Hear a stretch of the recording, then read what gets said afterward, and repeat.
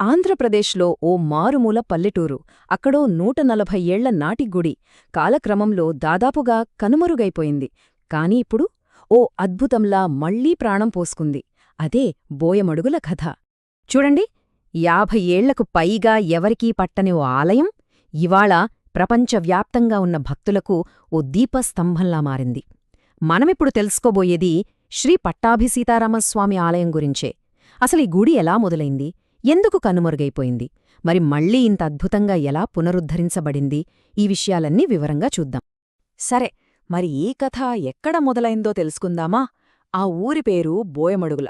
ఓ చిన్న పల్లెటూరు, కాని దాని గుండెల్లో ఓ పవిత్రమైన కథ దాగుంది. ఆంధ్రప్రదేశ్లోని ప్రకాశం జిల్లాలో ఉంది ఈ గ్రామం. జనాభా చూస్తే ఓ 1000 మంది ఉంటారంతే. 363 హెక్టార్ల విస్తీర్ణం. చూట్టానికి చిన్న ఊరే అయినా ఓ గొప్ప వారసత్వానికి ఇది నెలవు. ఇక్కడ ఆశ్చర్యపోయే విషయమేంటంటే, ఈ ఆలయ పునరుద్ధరణకు అయిన ఖర్చు అక్షరాల 1,30,00,000 రూపాయలు. అది పూర్తిగా ప్రైవేట్ విరాళాలతోనే. అసలు ఇంత పెద్ద మొత్తం ఎలా సాధ్యమైంది? ఆ డబ్బు ఎలా వచ్చింది? ఆ ప్రశ్నకు సమాధానం కావాలంటే మనం టైంలో వెనక్కి వెళ్ళాలి. సుమారు 140 ఏళ్ళు. అప్పుడు జరిగిన ఓ దివ్యమైన సంఘటన నుంచే ఈ కథ మొదలవుతుంది. ఈ ఆలయాన్ని స్థాపించింది పిచ్చిరెడ్డిగారు. ఆయన గురించి చెప్పాలంటే ఆయనో సాధారణ పశువుల కాపరి. చదువులేదు, ఆస్తిపాస్తులు అంతకన్నా లేవు. కాని ఆయనకు దైవానుగ్రహముంది. ఒకరోజు పెద్ద తుఫాను వస్తోంది. ఆకాశంలో పెద్ద ఉరుము, భయంకరమైన మెరుపు. ఆ మెరుపు వెలుగులోనే సాక్షాత్తు శ్రీరాముడు ఆయనకు దర్శనమిచ్చాడు. అంతేకాదు, రాముడు ఆయనకు 2 వస్తువులిచ్చాడు. ఒకటి పవిత్రమైన సాలగ్రామశిల, అంటే సాక్షాత్తు విష్ణువు రూపంగా భావించే ఓ ప్రత్యేకమైన రాయి. రెండోది ఒక వెండి బెత్తం. ఆ సంఘటన తర్వాత పిచ్చిరెడ్డిగారు మామూలు మనిషిగా మిగిలిపోలేదు. ఆయన ఒక అవధూతగా మారారు.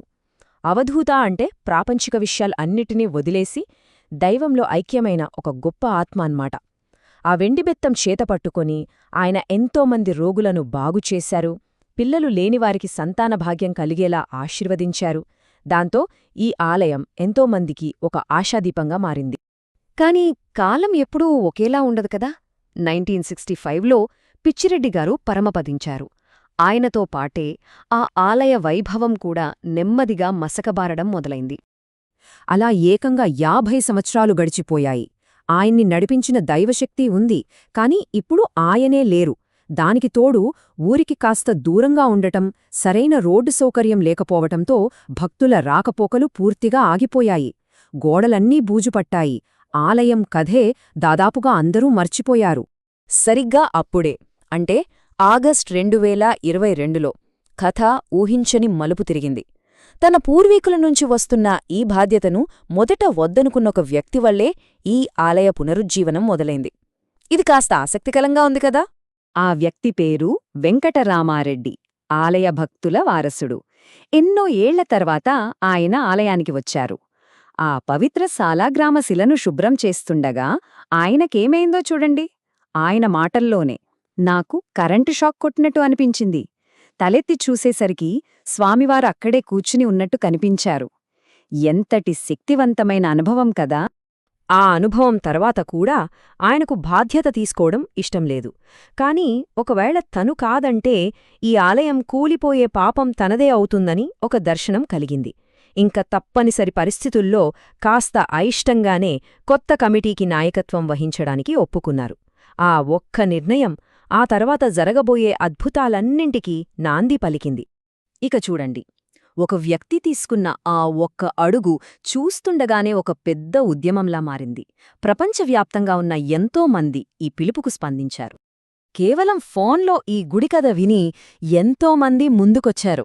ఉదాహరణకు, అమెరికా నుండి వెండి ఆభరణాల కోసం 5.5 లక్షలు, స్విట్జర్లాండ్ నుండి ఇత్తడి ద్వారం కోసం 5 లక్షలు, అలాగే న్యూజెర్సీ నుండి గోపురం తాపడం కోసం ఏకంగా 18.5 లక్షల రూపాయల విరాళాలొచ్చాయి. ఇలా దేశ విదేశాల నుండి విరాళాలు వరదలా పారాయి.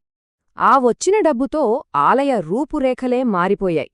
కేవలం పాతదాన్ని బాగుచేయడమే కాదు, ఆధునీకరించారు కూడా. యాత్రికుల కోసం 30 లక్షలతో గెస్ట్ హౌస్ కట్టించారు. మంచినీటి కోసం ఆరో ప్లాంట్ పెట్టారు. చివరికి గర్భగుడిలో ఏసీ కూడా ఏర్పాటు చేశారు. పండగల కోసం కొత్త రథం, అర్చకుల జీతభత్యాల కోసం, నిత్య నైవేద్యాల కోసం ఏకంగా ఓ వాట్సాప్ గ్రూప్ ద్వారా నిధులు సమకూరుస్తున్నారు. అంటే కొత్తతరం భక్తుల కోసం అన్ని సౌకర్యాలు కల్పిస్తున్నారన్నమాట. ఒకప్పుడు పాడుబడినట్టున్న ఆ ఆలయం ఇప్పుడు గొప్ప వేడుకలకు కేంద్రంగా మారింది. మళ్లీ ప్రాణం పోసుకుని కళ్లకళ్లలాడుతోంది. ముఖ్యంగా వైకుంఠ ఏకాదశి లాంటి పెద్ద పండుగలను చాలా ఘనంగా నిర్వహించడానికి ప్రణాళికలు వేస్తున్నారు. ఇప్పుడు ఆలయంలో ప్రతి పండగని శాస్త్రోక్తంగా జరుపుతున్నారు. ముఖ్యంగా వైకుంఠ ఏకాదశికి ప్రత్యేక ఏర్పాట్లు చేస్తున్నారు. ఉదాహరణకు 2025 షెడ్యూల్ చూస్తే డిసెంబర్ 29న కోయిలాళ్వార్ తిరుమంజనం, 30న తెల్లవారుజామున ఉత్తరద్వార దర్శనం, 31న ఉదయం ఉత్తరద్వారం మూసివేత, ఇలా ఒక పద్ధతి ప్రకారం అన్నీ నిర్వహిస్తున్నారు. ఇందాక కోయలాళ్వార్ తిరుమంజనం అన్నాం కదా, అసలేంటది? ఇది చాలా ప్రత్యేకమైన శుద్ధీకరణ కార్యక్రమం.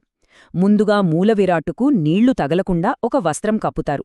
తర్వాత గర్భగుడి మొత్తాన్ని శుభ్రం చేసి పరిమళం అనే ఒక పవిత్రమైన మూలికా మిశ్రమాన్ని గోడలకు, స్తంభాలకు పూస్తారు.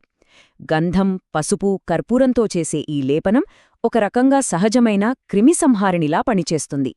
అంతా అయ్యాక గర్భగుడిని కడిగి స్వామివారికి ప్రత్యేక నైవేద్యాలు సమర్పిస్తారు.